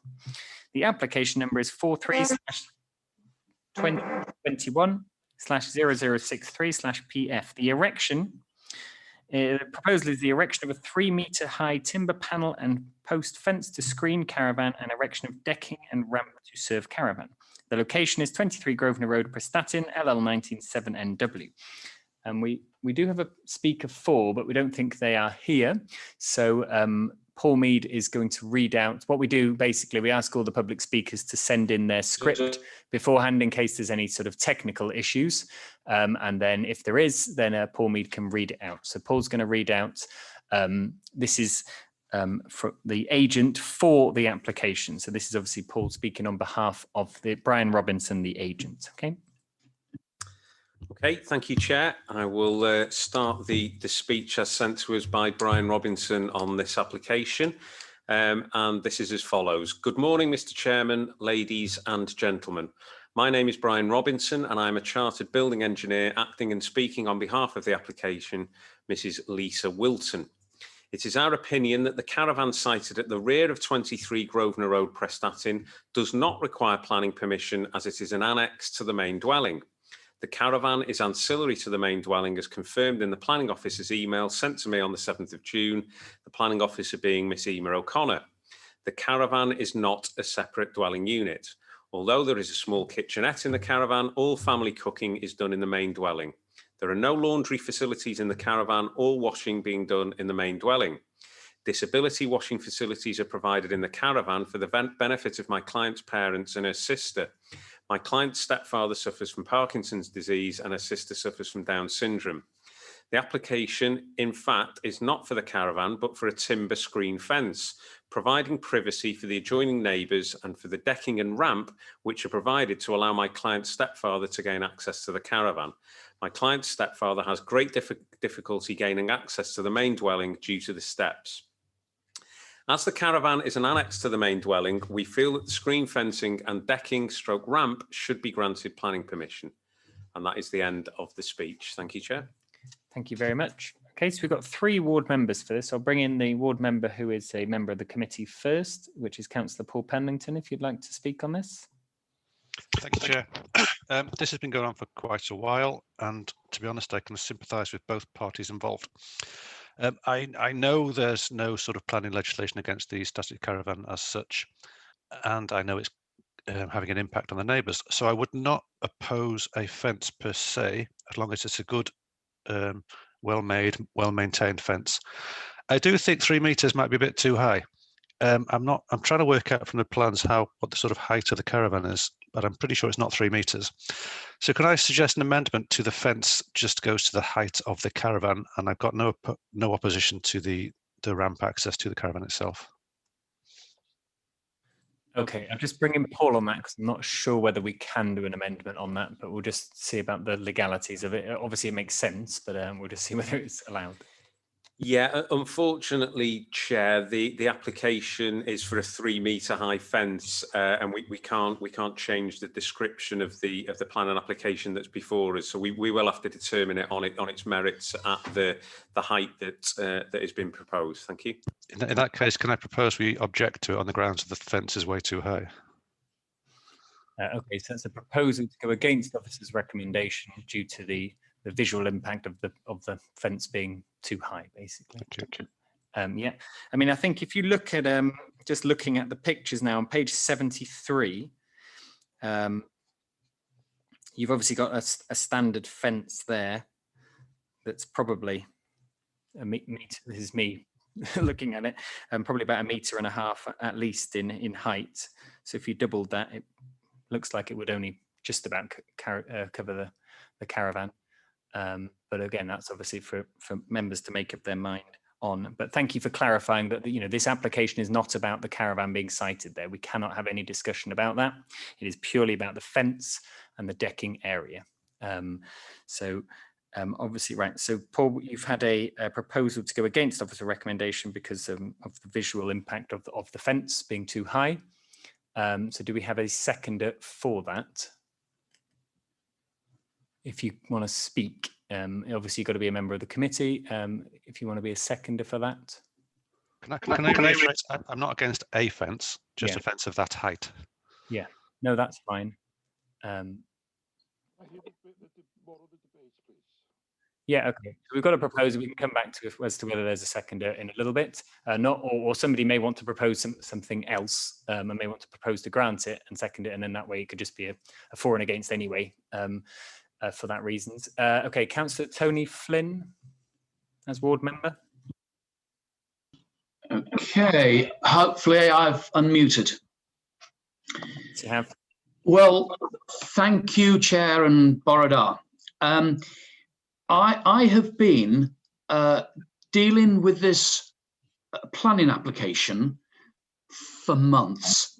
I've been dealing with the residents from Grosvenor Road, from 23 Grosvenor Road, And I've been dealing with the residents from number 12, number 10 and number 8 Norton Avenue.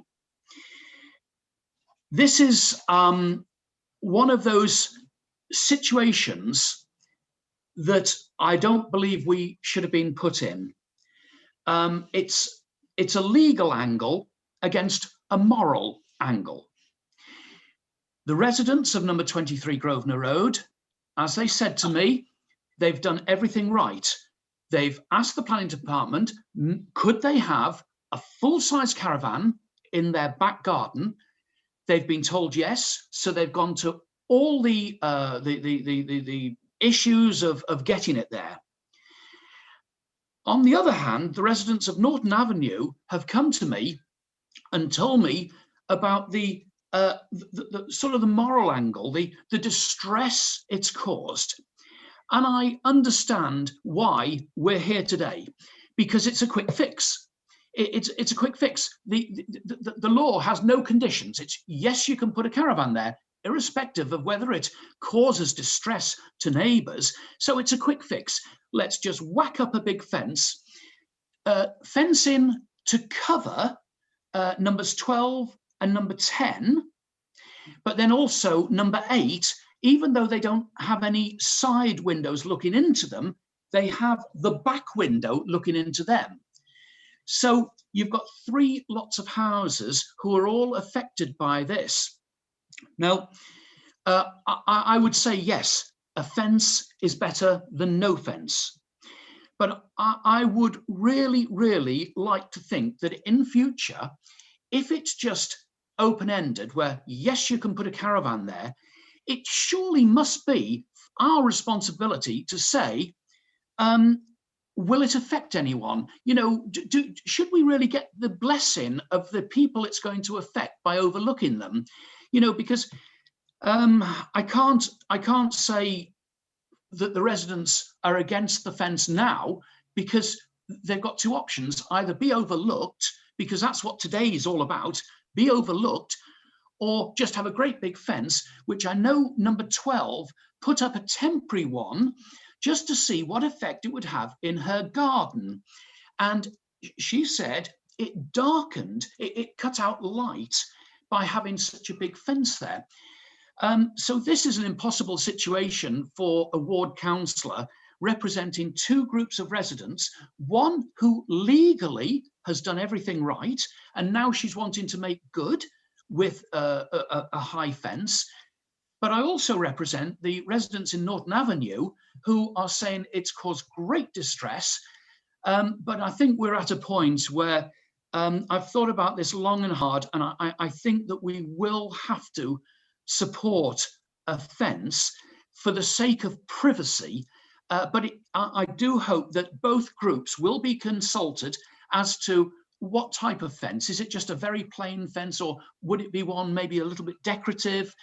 But it's certainly the most difficult situation I've had to deal with from 2 groups of residents who have done nothing wrong. They're both in the right, but one of them is badly being penalised because of the current laws being as they are. So committee, I thank you for listening to me. It's a very, very tough one, and it really is affecting both groups of residents. So thank you for allowing me to speak here.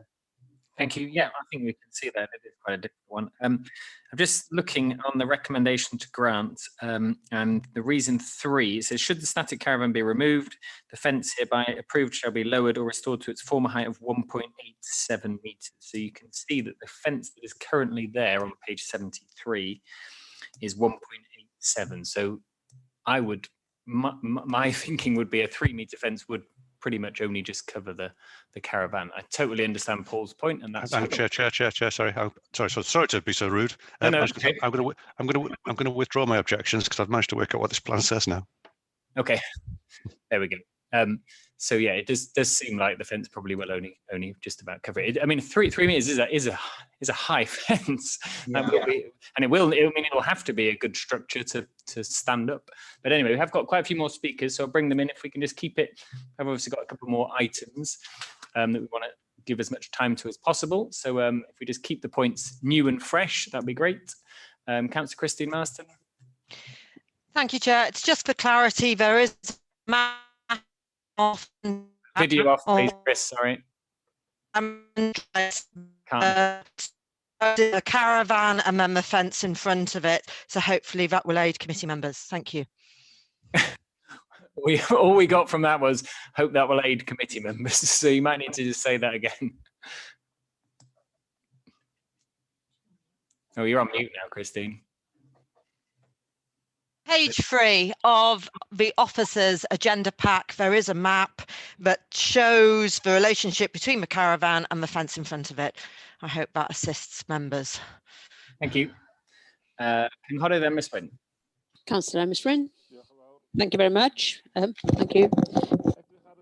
Looking at the photograph on page 87, I take it that you've all had a chance to look at it.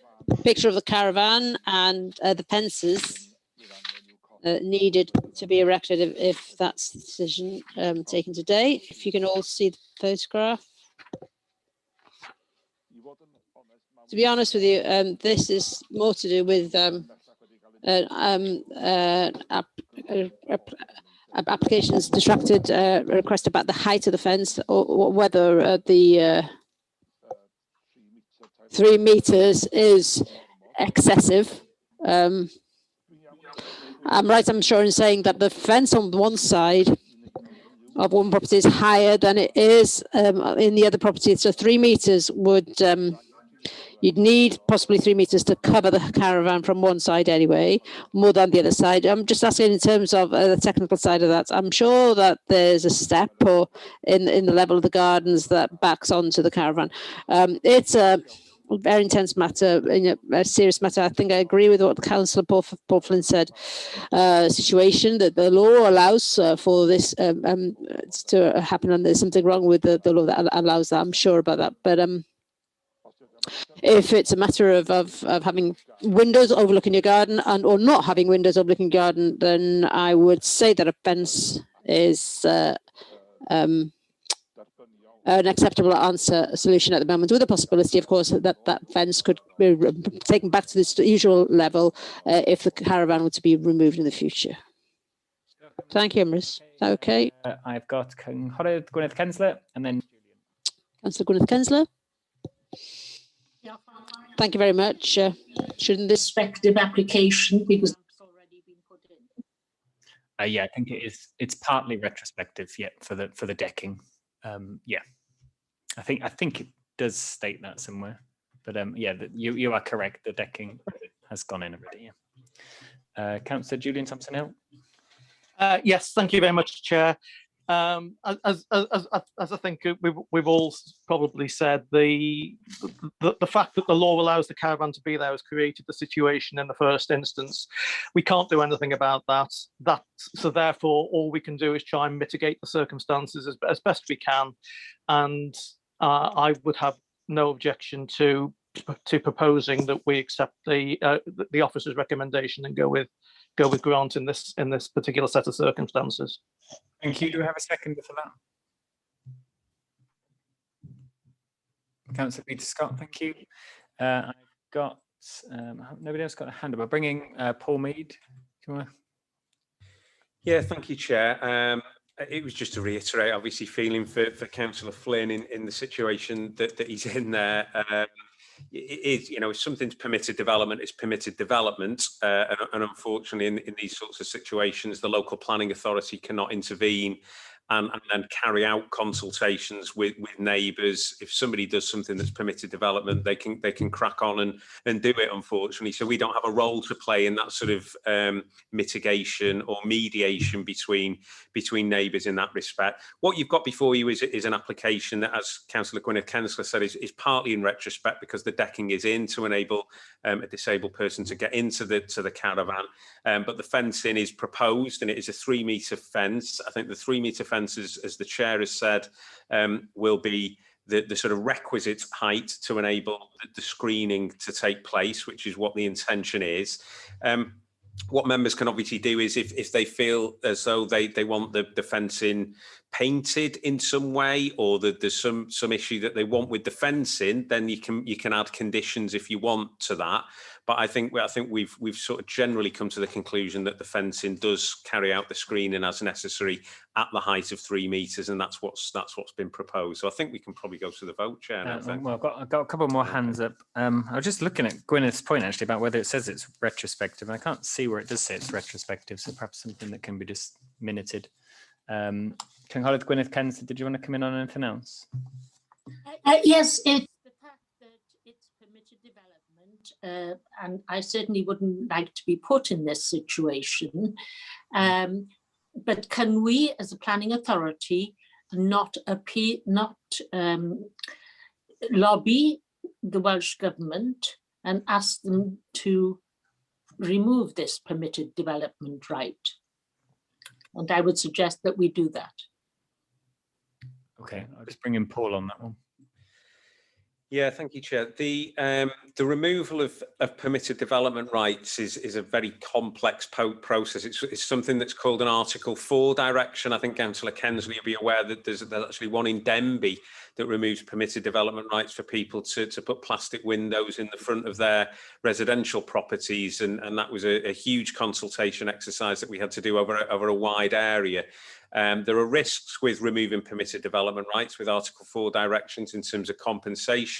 And I guess that in a lot of circumstances here, that the siting of ancillary buildings within people's gardens for sort of additional accommodation would be perfectly acceptable, perfectly reasonable, and perfectly needed for some families. So it would be a bold council, I think, to do a blanket ban of permitted development rights just on the basis that there's isolated issues with the odd caravan that's sited in people's gardens. So I think it's a difficult process. That's what I would say. It's complicated. And it's not something that I think in this instance the council would want to pursue. Thank you, Chair. Deal, thank you. Councillor Paul Pennington, do you want to come in as the local member there? Yep. Yes, thank you, Chair. I was going to pretty much say what Paul Mead just said previously. Sorry. Offence is neither here nor there, really. Can we put some sort of stipulations on the fact that it should be a solid, robust, well-built, professionally made fence? And is it possible to going to look at like a light coloured fence, properly maintained? It might not be too bad for them. We got the first half of that, but we didn't get the second half, so maybe just turn off your video. I think it was something about being maintained, but yeah, I was just saying, is there some way we can put a stipulation on what type of fence it should be, and is it possible to consult the neighbours who will be looking at the fence as to what sort of colour it might be, because the issue for them is the loss of light. So if it was a light coloured fence, properly maintained, it might not be too bad. Okay, we'll just go to officers on that point. Yeah, I think there's obviously tests for imposing planning conditions. They've got to be sort of reasonable, enforceable, etc. I think in this instance, we need to be quite precise if we're imposing conditions on the fence. And there is fencing shown in the proposal. The type of fencing is on page 67, I'm being told, of your report in terms of what the fencing is. And so, yeah, I think all that we could probably do is control a paint colour, maybe, in terms of the colour of the fencing. So if members have an idea as to what that would be, I think we need to be precise and try and specify that if you wanted to add a condition. Thank you. Okay, so could that be agreed with local members at later dates? Because obviously what Paul Pennington might think it would be preferable, then the local residents might want a slightly different shade of something or other. So perhaps that can be decided. It seems reasonable because that, and I think the owners would be, they're obviously trying to mitigate the problems they're causing as much as possible. So I think seems reasonable to everyone. Okay, right. So if we're happy, we will go to the vote. Cynghorydd Emrys Wyn, you've got your hand up. Yes, just very quickly, just for me to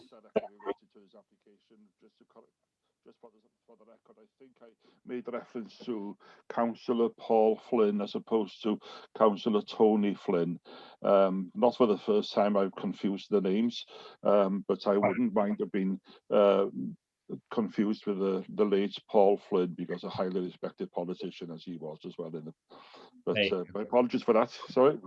That's okay. I thought you were just including both local members by using one first name and one surname. There you go. Yeah. Okay. We will go to the vote on this one. So this will be to vote or oblige for will be in accordance with officer recommendation with the additional condition as suggested by Paul Pendington to be agreed with local members. Against will be to go against officer recommendation, and to abstain, obviously to abstain. So Councillor Ellie Chand. Grant. Thank you. Councillor Peter Evans. Obliged. Councillor Brian Jones. Grant. Councillor Tina Jones. For. Cynghorydd Gwyneth Kensler. Councillor Gwyneth Kensler. For. Councillor Christine Marston. Grant. Councillor Bob Murray. Grant. Councillor Mervyn Parry. Councillor Paul Pendington. For. Councillor Pete Prendergast. For. Councillor Peter Scott. For. Councillor Tony Thomas. For. Councillor Julian Thompson-Hill. For. Councillor Joe Welch. For. Cynghorydd Miss Wynne. For. Councillor Mark Young. For.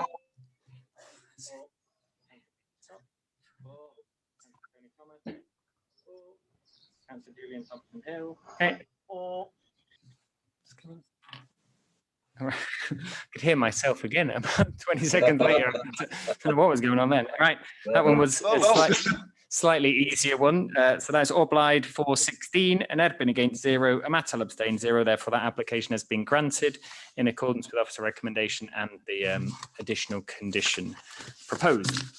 Okay, moving on to agenda item number 9. It's on page 89 of our reports. The ward is RHYL South East. The ward members are Councillors Brian Blakely, Councillor Brian Jones, Councillor Cheryl Williams. The application is 45/2020/0844/PF. The proposal is the alteration and adaptation of existing nursing home to include extension of 2 additional bedrooms on the first floor, 2 fire escape stair enclosures and entrance canopy. The location is Sandy Lodge 83, DYSERTH Road, RHYL, LL18 4DT. We have got a public speaker, but before that, I'm just going to bring in Councillor Brian Jones. Yeah, thank you, Chair. As members will know, the planning committee deferred this application at the last meeting on the grounds of that we requested a site visit.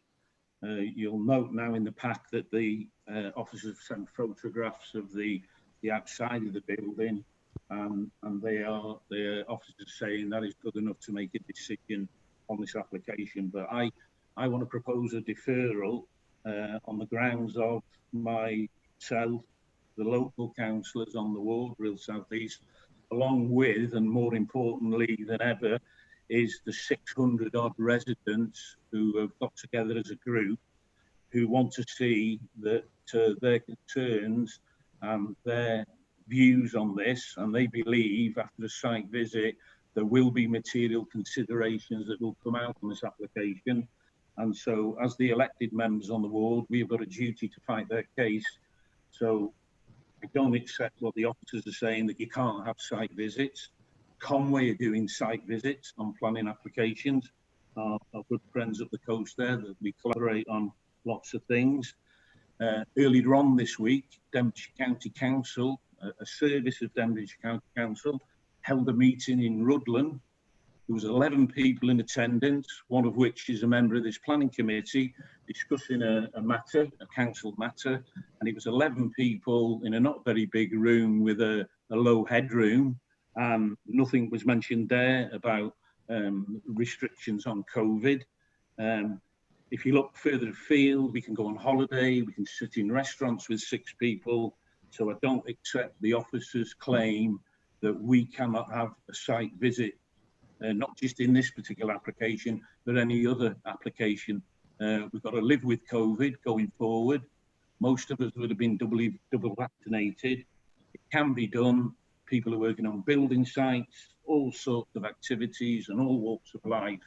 So I'm proposing this is deferred, and myself and the fellow ward councillors, Councillor Blakely, Cheryl Williams, and 600 odd residents would like this site visit to go ahead. So that is my proposal, and hopefully the committee will support me on it. Okay, that's fine. We will have a bit more of a discussion about site visits in general at the end of the meeting, but obviously you've made your points clear. And I think the reason is, and just to clarify if I get this wrong, but basically what you're saying is the photos, because obviously you requested a site visit, the photos and the information that the officers have provided, you don't think is adequate for what a site visit. It doesn't replace a site visit well enough, and therefore you still require the site visit. But obviously I'd like to make the point, the committee voted for a site visit. What's come back from the officers is weak. Yeah, it doesn't hold a lot of water for me, and we should be doing the site visit because the committee voted for a site visit. And so I don't get why officers are pushing back. The photographs weren't even the photographs of the inside of the building, you know, and that leads you to believe, you know, what's the problem with the site visit? Okay. Thank you, Chair. I'll just bring in Paul Mead. Again, we're not discussing obviously any of the merits of the application, but just on that, and then we will go to the vote on it because it's for a deferral. Okay. Yeah, thank you, Chair. I'm not going to challenge anything Brian said there, but obviously I do know that Tim Dillon, your legal officer, had sent members a note regarding site visits prior to the planning committee. I guess all I would say is that the officers have tried to recognise the risks, both reputational and health from a COVID perspective. And I think that Tim's email that was sent out to planning committee members was pretty clear on that in relation to, you know, we should be trying to manage those risks. I suppose the only challenge that we could say from an officer perspective is what other material issues would we want to be looking at other than the photos that have been provided by officers. We went to quite some length to make sure that we adequately provided photographs that deal with the issues at hand, i.e. the proposed development that we've got there. So I'd maybe just ask Councillor Jones what other issues he feels we should see on site outside of those photos, and obviously just to refer to Tim Dillon's email that was sent prior to that. Tim might want to comment a little bit further on that. Thank you. Okay. In reverse order, I don't want to cause an embarrassment here. Go away and find out which department in Denbighshire. If you want to speak to me outside of this meeting, I'll give you all the details. They held a meeting this week, a service in Denbighshire, and nothing was mentioned. It was 11 people in the room, and I can give you the name of the planning committee member that was in the meeting. So what Tim sent through doesn't hold any water. The left hand doesn't know what the right hand's doing. And I can only quote you again, we need to learn to live with COVID going forward. That is what we will do as a society, and that's the way it'll be. As far as the other material considerations on the application, well, let us get inside the building and have a look what's proposed, where it's proposed, and then perhaps then we can play the cards. Can I just come back on that, Chair? Can I just ask what inside the building do we need to see that would need us to deal with this particular application? Well, we should discuss it, Paul, should we? We're going to vote on a deferral. You're trying to egg out of me what information I've got, and I'm not prepared to do it because I proposed a deferral, Chair. Thanks. Okay. I think the reason we obviously don't have a discussion on deferral is just because we're just trying. What I think officers were just trying to do is make sure we understand it. Because if this goes to a non-determination appeal, why have we deferred it again? And it's just to say the inadequacy, in your opinion, of the details that the officers have provided in the photographs. So that's the only reason why we're having a little bit more of a discussion on it. I'll add a bit of meat onto that, Chair, interrupting. If the officers would have done what the planning committee told them at the last meeting, we'd have had a site visit. And then that's all done. The residents are happy. That's all I'm concerned about is the residents, 600 and odd residents, yeah, that want to see the process followed properly. So we asked for a deferral, we asked for a site visit, and now we're being denied it on some loose grounds of COVID. And in my view, I've said it again, it's not good enough. Okay, no, that's fine. I will bring in Councillor Mark Young, and then I'll bring in Tim Dillon, and then we will just go to the deferral. Mark, very quickly, please. Yeah, no, just very quickly. Yeah, happy with the chair and myself, I think we should meet the local members and make sure we sort this. We can't have this again, to be fair to all parties. So it's a commitment of me to meet the local members and Councillor Jones and yourself. We must deal with this. We can't have this again. So is that okay, everyone? Yeah, no, I'm happy for that. Tim, do you want to come in? Yeah, thank you, Chair. Just to assist the committee, and no doubt we can cover this at the conclusion of the committee generally in relation to site visits. The position is really site visits are permissible because they are seen as working related, but given the guidance, there's obviously guidance on working from home, unless it's absolutely necessary that one has to go on, site or physically go somewhere else to work. So I think the position the position is, yeah, site visits are permissible. However, can there be ways to ensure that with the utilising technology without the need for a physical site visit? So, for example, could photographs be taken? Could sufficient comprehensive footage be taken of the site to assist members without the need to physically be there? And obviously, if the position is, well, no, we've had the photographs or we've had the footage, especially in this case, there's photographs, and you feel, you take the view that those photographs don't do it justice, and a physical site visit would be better to help you make an informed decision, then that is fine. But I think in this type of situation, one has to look at whether there are alternatives instead of a physical site visit, and yeah, those have been explored. And I think you've concluded that you still, notwithstanding the photographs, want to proceed for deferral for those reasons. Thank you. Well, I think jumping in, Chair, what you said there, Tim, we might as well revert back to the previous committee decision and go for a site visit. That's what you've just said there, words to that effect. We can have a site visit. That's what I was asking my fellow ward councillors, Brian Blakely, Cheryl Williams, and 600 plus residents. They want to see the transparency of the process that we've had a site visit. So you just said it, we can have a site visit. Yeah. I don't think, there wasn't anything in saying that they can't. It was just, obviously, it was the caution that the officers felt. But again, we can have the discussion about how we move forward with how so that you as local members, whatever is decided, if it gets deferred today, whatever we discuss at the end of the meeting, it will be so that when it comes back to committee, that the local members are happy with the decision made. Whether that's however we do the site visit, it might be one person at a time, it might be 3 people, it might be videos, whatever we do, we need to just get something ground out, as Councillor Mark Young said, that you as local members are happy with, and we will try and sort that out in the next sort of week, so that we've got a few weeks then before the next committee to sort it out, so that everyone is actually happy with the decision that's being made. Okay. Right. Okay. So all I'm asking now then is the committee support me in this deferral now then, and then I'll be happy, Brian Blakely will be happy, Cheryl Williams, and more importantly, the residents will be happy. Okay. Thank you, Chair. Thank you. All right. Let's go to I've got speakers, but if you really want to speak on deferral, go for it. But otherwise, I've got Ellie Chard. You got your hand up.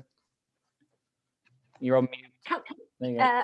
I'm unmuted now. I just want to know, being a resident of this ward for 40 years, why does the councillor want to have it inside? Because when, say for instance, I've been to other site meetings, you don't actually go in the house or the building, you just look around the ground. So that's just my question. Okay.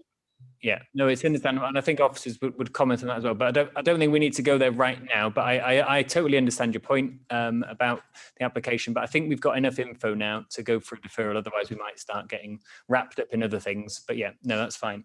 And other people have put their hands down. Right, so let's go to the votes on this. So it will be, for or obliged to defer. It will be an Edbin against to go against the deferral and hear the debate today, or abstain. So, Councillor Ellie Chard.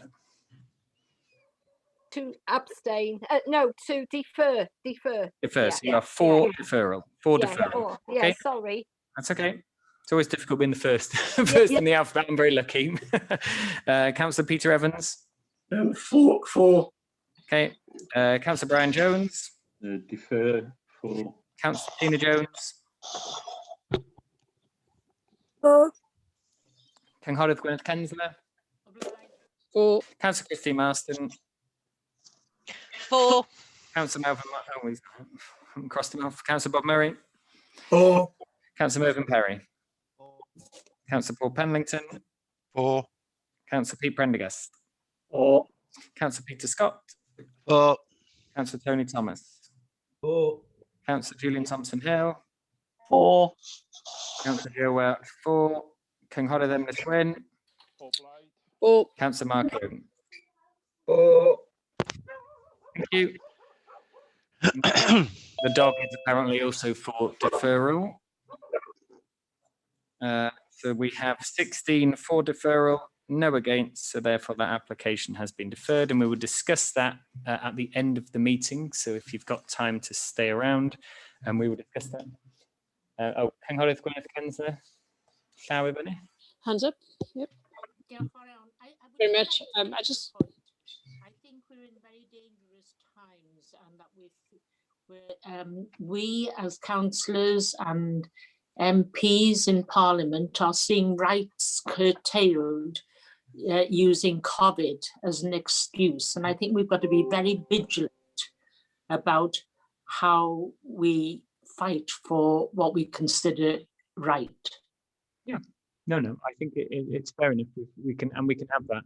We you know, at the end of the day, this is obviously very, very strange, and officers have done the work around it. It wasn't just the decision to say, well, we can't have a site visit, and we'll discuss that in a few moments anyway, because I've got a feeling I know what's happening now. Right, agenda item number 10 is page 115. The ward is Tremechium. The ward member is Councillor Christine Marston. The application number is 47/2021/0257/PF. The proposal is the erection of rear two-storey extension with adjoining single-storey extension. The location is 2 BRYN IBOD WAEN, St ASAPH LL170DY. I think Councillor Christine Marston may want to come in before we start the debate on this. Thank you, Chair. I would just like to ask committee for a deferral.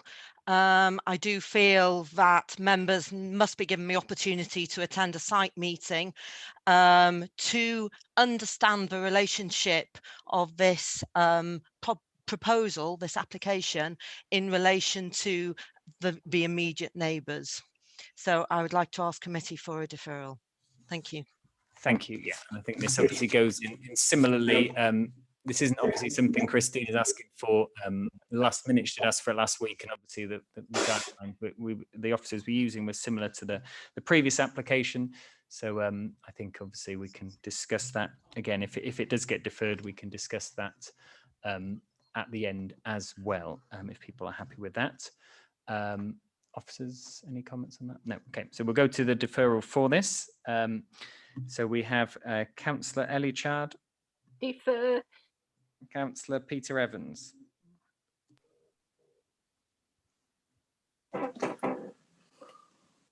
Pete, are you there? Sorry, we're on mute. Defer. Thank you. When I saw the picture, I could see it said Peter's iPad, but it was just your hand, so I wasn't sure because there's a couple of Peters. There you go. Right, Councillor Brian Jones. Defer. Councillor Tina Jones. Defer. Councillor Cynghorydd Gwyneth Kensler. Defer, but this is for a site meeting, isn't it? Yes. Yep. Yeah. So for both. Yes. Councillor Christine Marston. Defer, please. Councillor Bob Murray. Defer. Councillor Perry. Councillor Paul Penlington. Defer. Councillor Pete Prendergast. Councillor Peter Scott. Defer. Councillor Tony Thomas. Hello, all right. You still working? Yeah. Brian, you're not on mute. Brian. No, he's all right. He's left it. Councillor Tony Thomas. Didn't hear, sorry. For. Thank you. Councillor Julian Thompson Hill. For. Councillor Joe Welch. For. Cynghorydd Emrys Wyn. For. Councillor Mark Young. Done very well. You haven't missed anyone today, Chair. 4. Apart from not letting Gareth speak at the start, but apart from that, it's been all right. Right, we've got 16 for, no against, no abstains, therefore that application has been deferred. So that ends the actual planning committee. So we'll turn off the webcasting and make sure there's no members of the public or press or anything around.